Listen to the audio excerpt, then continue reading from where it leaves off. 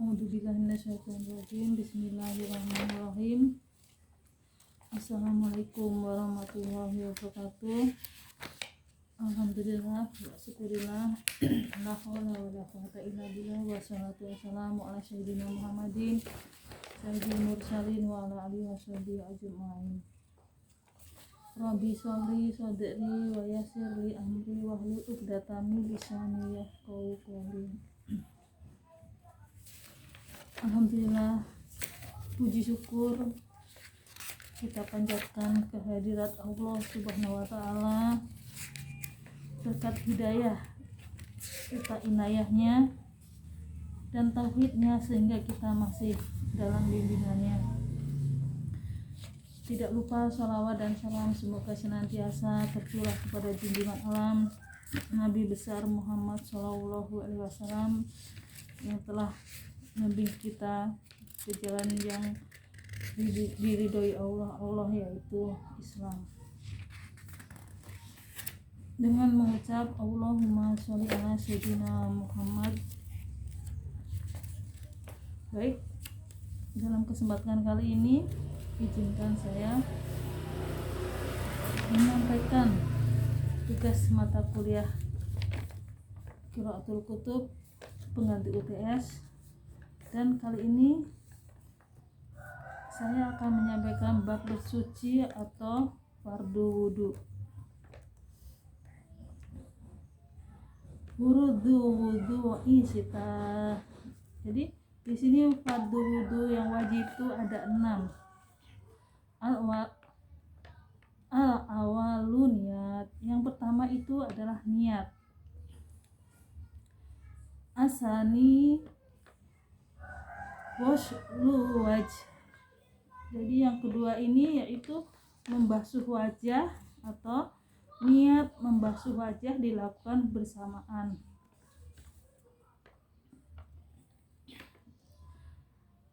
Asalis ghuslul yadaini ma'al mi'faqain.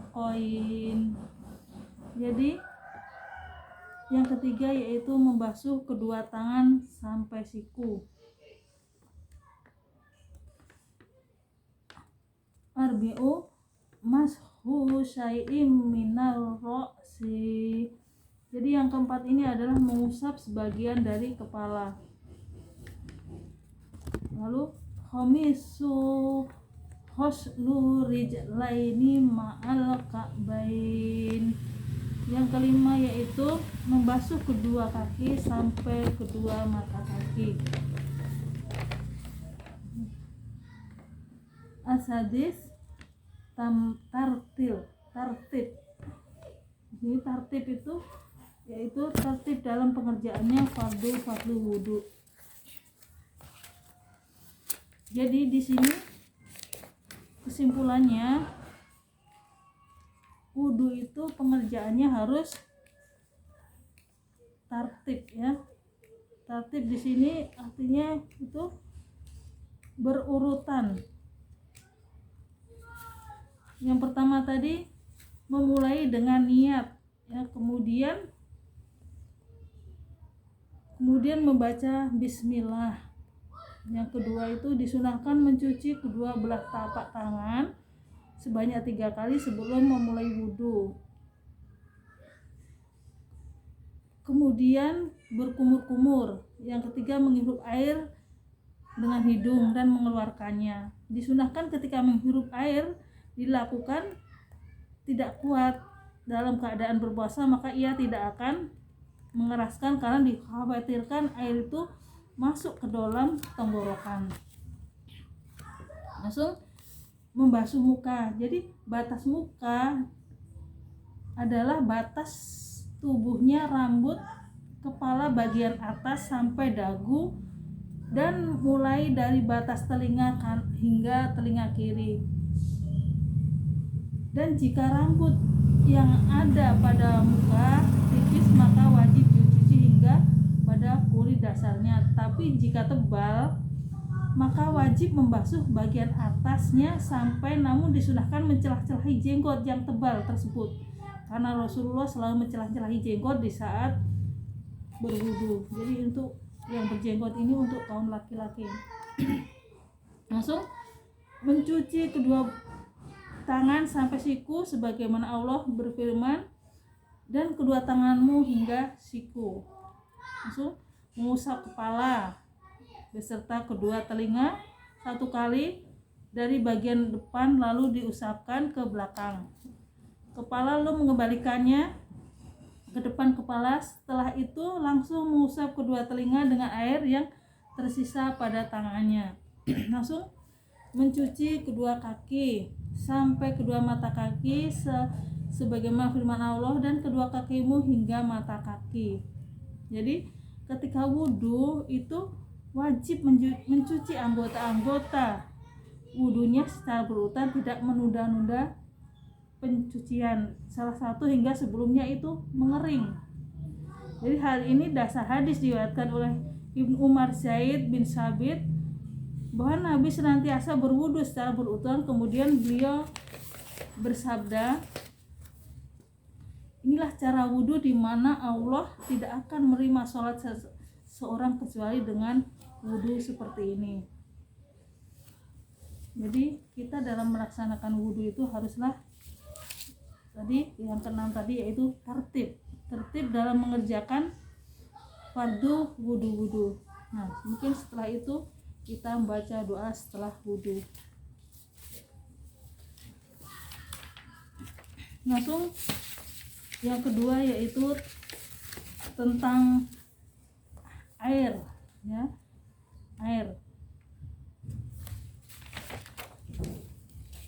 Air sedikit dan banyak. Jadi di sini al-ma'u qalilul wa katsir, ya, air sedikit dan air banyak.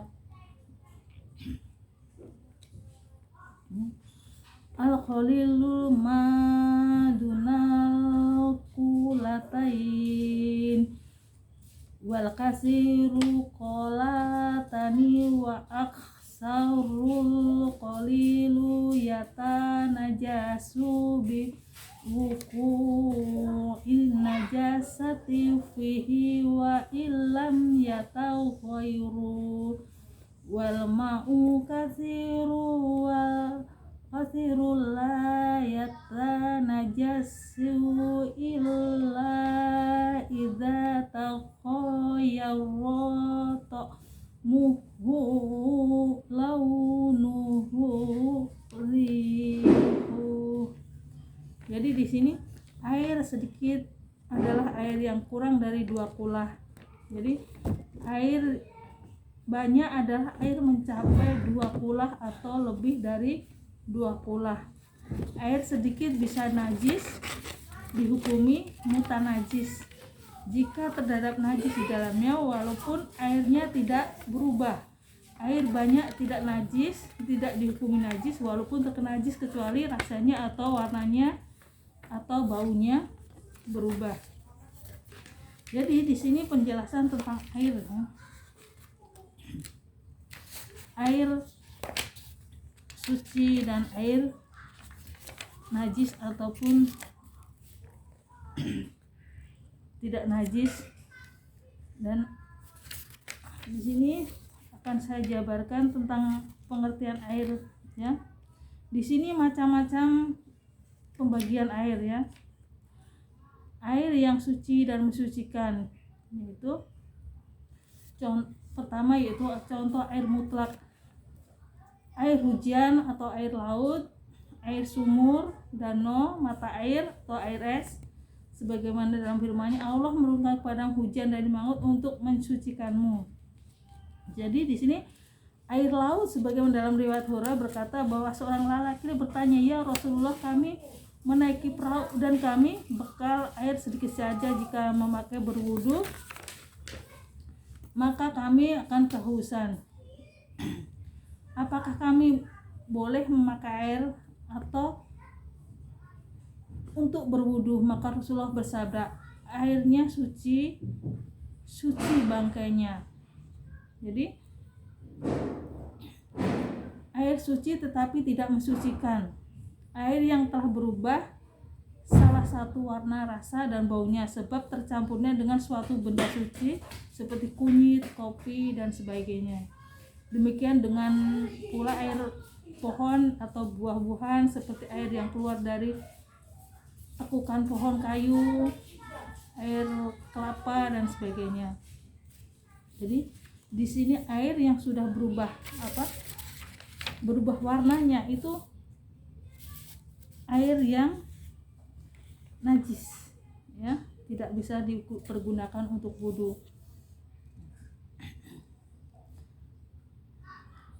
Langsung ada pula air suci tetapi tidak mensucikan, yaitu air yang telah berubah tadi, ya, seperti kopi, susu, ya, itu tadi air suci yang tidak mensucikan. Langsung ada pula air najis. Air yang najis yaitu air yang terkena najis sehingga warna dan baunya berubah, maka air ini tidak boleh dipakai lagi untuk bersuci, ya. Contohnya ya air najis itu ya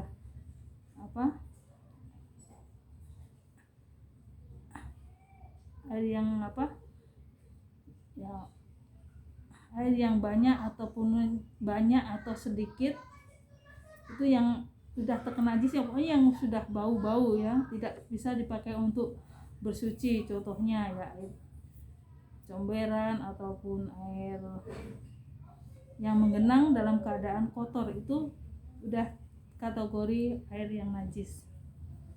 Langsung ada pula air makruh, yaitu air yang berjemur dari matahari dalam bejana selain bejana emas dan perak. Air ini makruh dipakai untuk berwudu.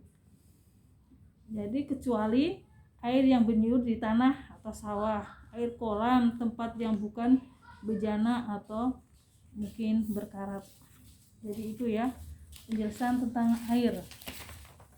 Jadi air sedikit dan air banyak tadi, air yang sedikit tadi yang air yang kurang dari 2 kulah. Jadi air yang kurang 2 kulah tadi juga kita tidak boleh untuk menggunakannya.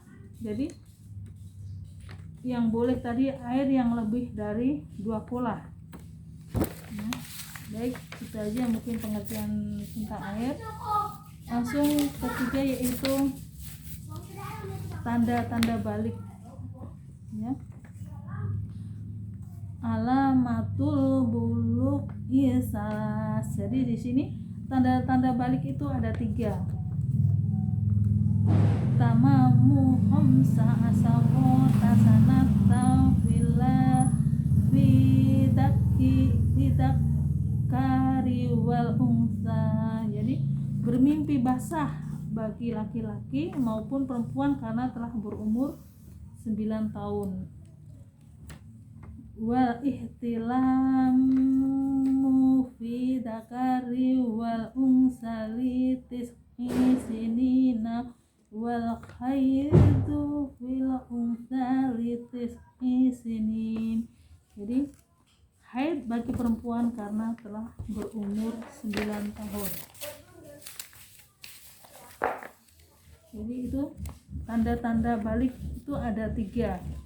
Yang pertama, telah sempurnanya umur 15 tahun bagi laki-laki maupun perempuan, dan bermimpi basah untuk laki-laki atau maupun perempuan. Jadi di sini laki-laki dan perempuan yang sudah menjelang balik, apabila dia mimpi basah, itu di sini diwajibkan untuk mandi junub, ya. Di sini mandi junub yaitu mandi yang dalam arti menurut bahasa adalah mengalirkan air pada badan secara mutlak. Ini. Dan jika kalian dalam keadaan junub maka bersucilah dan mandilah.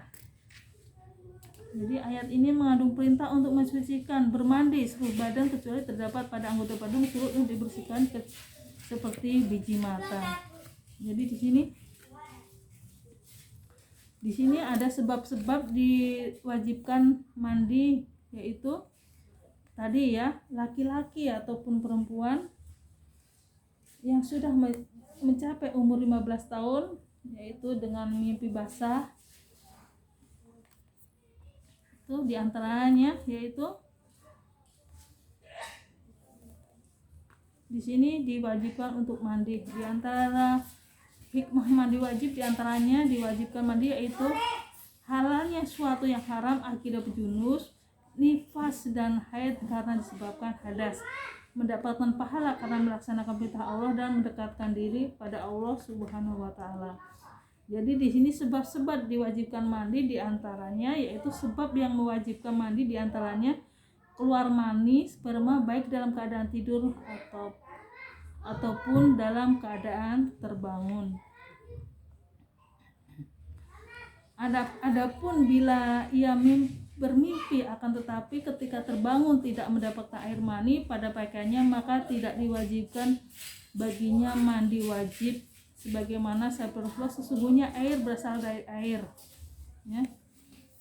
Jadi ini kesimpulannya, laki-laki ataupun perempuan yang sudah bermimpi basah itu wajib hukumnya untuk mandi. Dan tanda-tanda balik bagi perempuan, kebanyakan wanita itu datang haid itu menjelang akhir balik. Jadi tadi ya sebab, jadi untuk yang sudah bermimpi itu wajib mandi. Mungkin itu saja yang bisa saya sampaikan. Mohon maaf bila ada kesalahan. Billahi taufik wal hidayah. Assalamualaikum warahmatullahi wabarakatuh.